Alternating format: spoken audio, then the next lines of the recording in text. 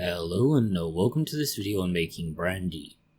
The first step in making brandy is to develop some serious daddy issues and find your nearest exotic dancer place.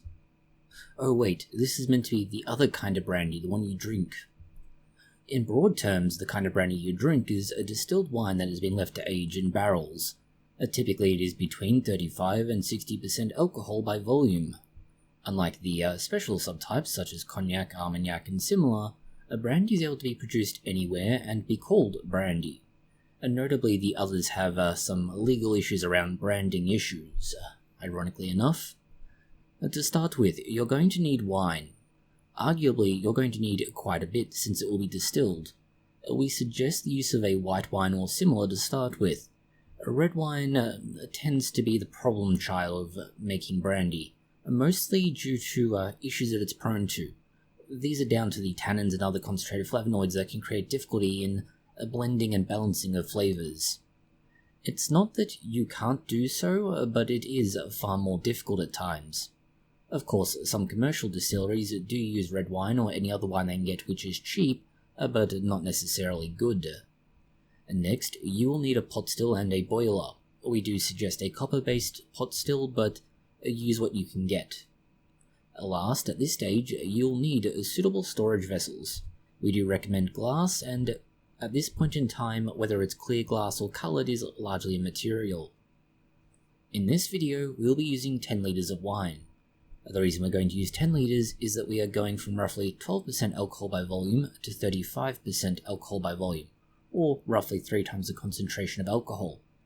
It means that we will have about 3.3 litres of wine concentrate, or the low wines, left out of our original 10. Obviously, you can scale this accordingly, and therefore if you want to make more, you would need to have more base wine to start with. This step is called the stripping run. It's where you are basically taking out all the alcohol and as much of the flavours as you can, and leaving behind the rest of what is mostly water and some flavouring compounds. Unlike the usual stripping run, this has far less chance of getting you arrested or put on some sort of list for public indecency. It may however still be illegal, so check your local laws just in case. As always, when distilling, discard your first 50 milliliters. No matter how comfortable or confident that you are that you did everything right, do this anyway. It is far better to be safe than blind or very sorry. Based on the usual pot distilling process, you'll discard this initial foreshot of unusable spirits. You then have the heads, heart and tails. The heart is typically the most desirable, the heads and tails less so, particularly the closer they get to either the start or end of your run. These can be rerun later in other distillations to improve the yield. You'll generally use the tails rather than the heads, but it's not impossible to get something useful out of the heads, so you can either use that for various purposes such as cleaning or adding flavour to food, but typically speaking you're going to use the tails rather than the heads. The second time we run this, it's basically going to halve again. That leads to the actually useful distillate or spirit. However, we've gone from 3.3 litres to about 1.5 litres or thereabouts. But if everything works as intended, we might get a little bit more. Then again, if everything worked as hoped, we'd never have any problems, so you can basically consider you're going to get less than you expect. You now need to be sure that as you run your second distillation, that you separate out the fractions or cuts. These are, depending on how pedantic you are, between 50 and 500 milliliters. In very crude terms, you can think of this as making flavor portions. As you proceed to distill it, different flavoring compounds will come out at different times in different quantities. By breaking it down into these small fractions or cuts, you're able to create small samples that have a particularly pronounced flavor or group of flavors. You will need to taste these and figure out what they are like and create a sort of list, if you will. You then reassemble these flavors by, well, as the name would suggest, blending, to create something to your like. That's exactly why the process is called just that, blending. As it is likely to be creeping up on 60% alcohol at this point though, you will need to dilute the blended fractions down to something reasonable. Aim for between 35 and 40% alcohol. This is both strong enough to be nice and drinkable, but not so strong as to be unpalatable, but it also provides the appropriate balance for flavors and everything else. You should, if everything is done correctly, have a fairly solid amount of distilled and blended spirits from your wine. At this point, it is likely to be clear or only just slightly coloured. This is typical and it's what you want to see. Remembering that you've left behind a lot of the compounds that would flavour it, you've left behind the sugars and everything else that was in the wine that gave it colour. And now we get to the barrelling stage. This is important for 3 reasons. First, it is to colour the brandy, and it's why brandy looks amber to golden brown in colour. Second is to stabilise the flavour. The third is adding certain flavours. Broadly speaking, you will want to use oak. Oak barrels would be cool and possible, but often not practical for many people. Instead of that, you can use oak chips. If this is your first time and you have not used oak chips before, or not much before in many cases, we do suggest trying to find French oak with a mild roast.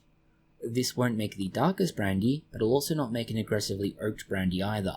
It's essentially a nice, low-level introduction where you can go, I like this flavour, and so I need to find this particular kind of oak chip, or this particular kind of roast, and you build up from there.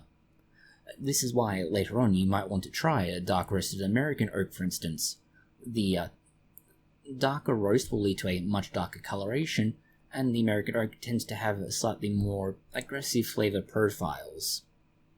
You want a ratio of about 25 to 30 grams of oak chips to every litre, and this is roughly what you want for the brandy fractions to come out just right. But again, you may find that it is too strong an effect for your particular desired taste, so you can change the type of oak chip, degree of roast, or amount of oak chip used. Over the next 2 to 4 weeks, shake your bottle of brandy and oak chips each day. If you are instead using a small barrel, such as a 5 litre or larger, you will need to draw out samples to judge when you are satisfied, as it will, very obviously, not be visible. The other thing you'll be looking for, and it's one reason why you use oak, is that you add things like, say, vanilla flavour from the wood. It has to do with the lignin in the wood being broken down and converting into vanilla. The other reason is that because of how the oak chips have been charred and the inside of the barrel has been charred, it will subtly alter the flavour by reacting with certain things and essentially drawing them out, leading to a slightly cleaner taste. And of course, being in a barrel or bottle for the necessary time frame, a lot of the sedimentation in there should fall out of suspension. But it's not a perfect process, particularly if we're talking about oak chips where you shake the bottle regularly. Once your barrel or oaking period is over, drain your brandy out through a filter. A standard coffee filter should be more than good enough. You really only want to prevent oak from getting into your bottle and any char from the barrel if you used it. If you want to go very simple, a closely woven cloth or fabric will do more or less the same job. You don't need a coffee filter. Drain and filter your brandy in a dark coloured bottle. Amber or green glass is best. If instead you only have clear glass bottles, then you can wrap it in a light-proof material like aluminium or tin foil. The reason for this is that you've gone to all the effort of making it so far. You don't want to ruin it by exposing it to light, and that can happen if you expose them to too much light for too long. This is how you make your own brandy. It's a somewhat laborious process, but if done well, it can yield amazing results. More so if you have access to cheap and decent sources of wine. If you don't, however, you can certainly make do, and arguably, with the appropriate blending of enough, you can eventually get something quite good still. You just may not get as much, because you are essentially selecting the best notes out of what is already a fairly bland result. So you only get a little bit from each bottle, or if you're going to, let's say, go to the bottom of the barrel, your box wine or bag wine. Thank you for watching this video. If you found it interesting, consider liking, sharing, and subscribing.